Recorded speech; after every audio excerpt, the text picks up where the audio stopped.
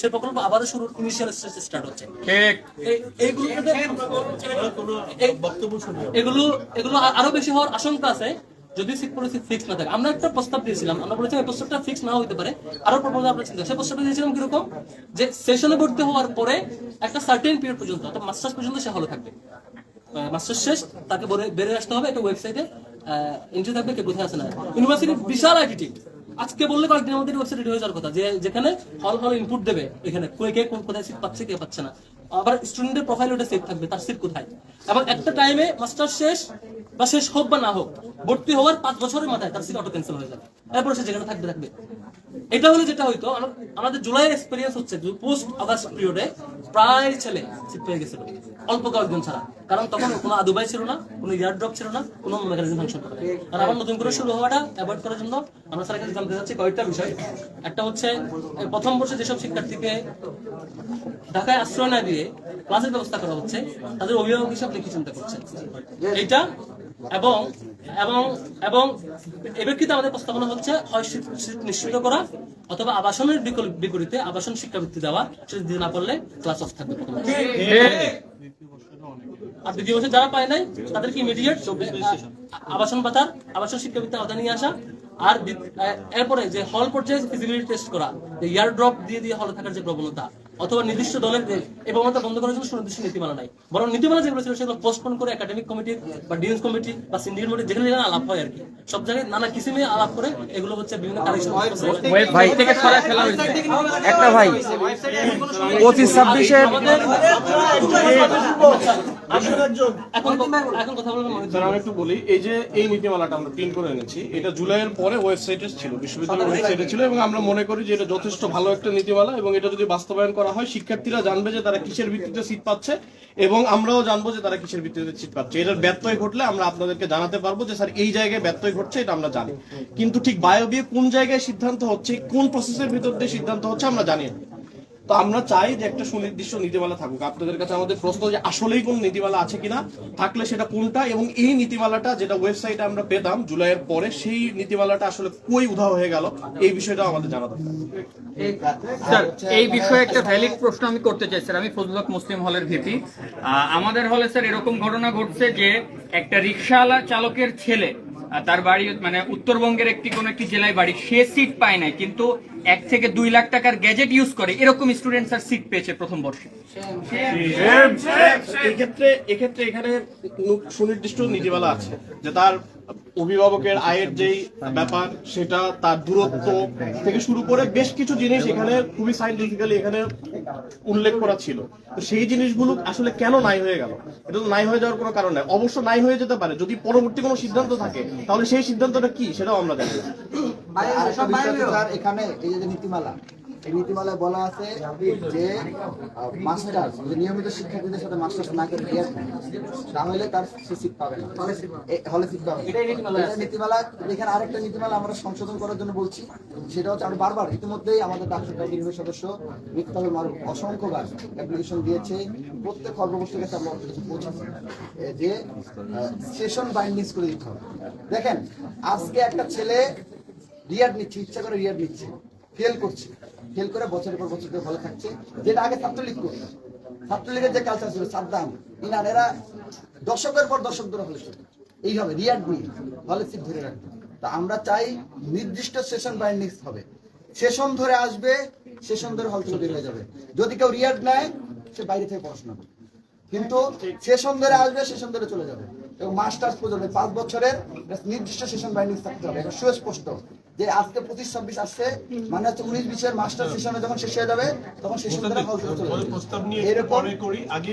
নীতিমালার ব্যাপারে কি এটা নীতিমালা নিয়ে প্রবেশ কমিটির কনভেনর তুমি একটু করবা কিনা নীতিমালার ব্যাপারে, কোন নীতিমালা এখানে কোনটা ভায়োলেটেড হয়েছে। আমাদের ওই যে রেগুলার মুসলিম ভাই বললেন যে মানে 2 লাখ টাকা গেজেট ইউজ করে একইভাবে হলে সিট দেওয়া হয়েছে আমার জন্মসাল, আমার বর্তমানে আপত্তি নেই। আমার 2003 সাল জন্ম, 2005-6 বিশ্ববিদ্যালয়ে ভর্তি হয়েছে, তাদেরকে হলে সিট দেওয়া হয়েছে। এমনকি হ্যাঁ, ঠিক আছে। এমনকি কাটাকাটি করলাম যে এরা কৃষির ভিত্তিতে সিট পেলে আমাদের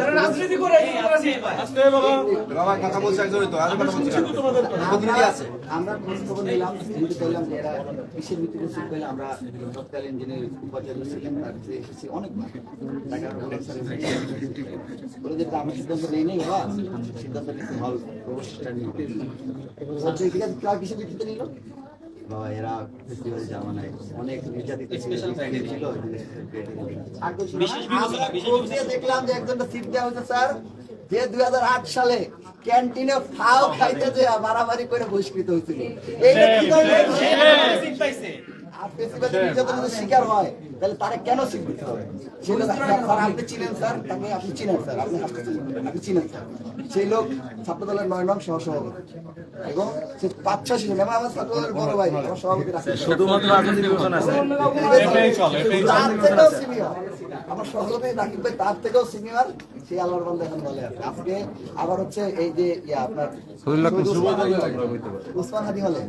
সেও 5-6 সেশন 6-7 সেশনে দেখেন সে কিভাবে ফেস্টিভ্যালের নির্যাতনের সাথে সংগঠিত ছিল এবং 9 সাল পর্যন্ত আরামসে সে এখন ফার্স্ট ইয়ার সে ফার্স্ট ইয়ারে থেকে এখন কন্টিনিউ করছে এত বছর সে সুইডেন সম্ভবত ছিল ব্যবসা বাণিজ্য করছে এখন আইসা হলে একটা ঘুরিয়ে রাখছে এসএসএফ সদস্য একজন আছে আপনার এটা তো ফলগুলোতে আছে একটা হচ্ছে অমর কৃষি সেখানে একজনকে সিট দেওয়ার জন্য মানে 12 জন প্রেশারাইজ করা হচ্ছে 7 জনকে প্রেশারাইজ করা হচ্ছে এর মধ্যে একজন হচ্ছে আল্লাহর রহমতে তার বয়স 40-এর কাছাকাছি হবে এবং চার হচ্ছে তিনি হচ্ছে শুধু ছাত্র দল না তিনি হচ্ছে যুব দলের কয়েকদিন আগে ঠিক আছে আমরা আশা করি মানে কেসগুলো আমরা সলভ করছি স্যার বলবেন আমি একটু বলি ভাই আচ্ছা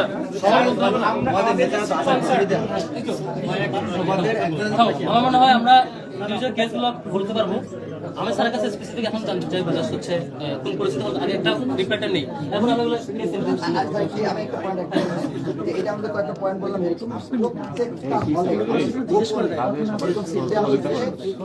যারা মনে করেন যে অনিয়মিত শিক্ষা ভাই আরেকটা ইস্যু গুরুত্বপূর্ণ ইস্যু স্যার আমি একটু রেজ করতে চাই স্যার ভাই একটু আমাদের নেতা জিএস ইন্ডিভিজুয়াল কেসগুলো আমরা স্যারের রিপ্লাই করে দেব আমাদের কথা আছে স্যারের তোমার নেতা না আসে স্যারের রিপ্লাই করে আমরা প্রত্যেকটা কেস এন্ট্রি দিচ্ছি আমরা সমস্যা নেই একটু স্যারের রিপ্লাই দিচ্ছি কোন ফল কিভাবে প্রবেশ কমিটির কনভেনার বলুন তারপরে হলের কেসগুলো প্রবেশটা বলতে পারো প্রবেশ কমিটির কনভেনার মামুন যে নীতিমালার ব্যাপারে তুমি একটু আছে কিনা নীতিমালা না স্যার যেটা আপনাকে অবগত করি এবং তোমাদেরকেও জানাই যে আমাদের যে এক্সিস্টিং নীতিমালাটা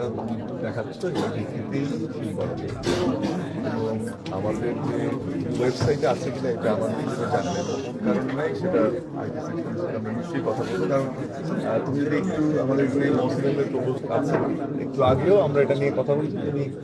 সিরাজ স্যার আছেন নাকি এবং দেখো যে ওই নীতিমালাটা নিয়ে এই তোমার হাতে যে কপিটা ঠিক এই নীতিমালাটাই একটু আগে উনি আমাকে দিল না হাতে এই সেই নীতিমালার ভিত্তিতেই এটা বরাদ্দ হচ্ছে এরপরে যেহেতু তোমরা বলছো যে এটার কোনো এক্সেপশন হচ্ছে কিনা আমি কিন্তু জানি যে আমাদের যে সিদ্ধান্ত এটার ভিত্তিতেই হচ্ছে এবং আরো কয়েকটা জিনিস বলি তোমাদের কিন্তু তোমরা জানো যে হলগুলোতে প্রথম থেকেই দায়িত্ব নেওয়ার পরে অথবা তুমি এখন সংসদে প্রতিনিধিত্ব এসছো তোমাদের অনেকের সাথেই এখানে যারা আছো অনেকের সাথে বিভিন্ন সময় আমাদের আগে কথা হয়েছে তোমরা এই প্রতিনিধি নির্বাচিত হওয়ার আগে আমাদের সাথে কথা বলছো এবং আমার জানা আমাদের যে কোনো হলেই আমরা এই নীতিমালার বাইরে গিয়ে করেছি সেটা না ইন্ডিভিজুয়াল কেসগুলো তোমরা বলো আমি যখন নোট করছিও সেটা আমরা অবশ্যই অ্যাড্রেস করি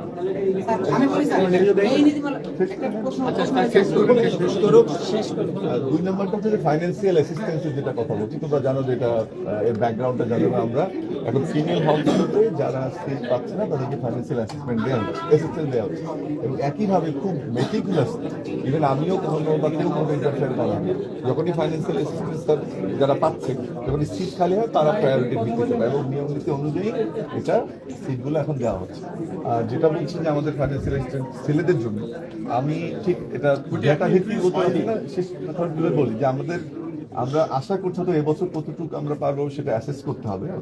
এই 30 তারিখ তো আমরা নোটিশও দিয়েছি এর মধ্যে অ্যাসেসমেন্টগুলো হবে এবং সেই ক্ষেত্রে হয়তো তখন আমরা দেখবো যে ফাইন্যান্সিয়াল অ্যাসিস্ট্যান্সের জন্য কতটুকু দরকার বা কি বিশ্ববিদ্যালয়ের সক্ষমতা সেটা করা হবে, কিন্তু আমাদের ফিমেল স্টুডেন্টদের যেটা সেটা আমরা করার চেষ্টা করছি।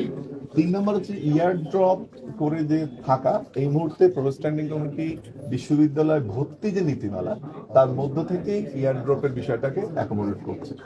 4 নম্বর হচ্ছে যে তোমার এই সেশন বাইন্ডিং যে কথাটা বলছো, আমি কয়েকটা হলে জানি, ইনক্লুডিং আমার হল, তোমরা একটু বিশেষ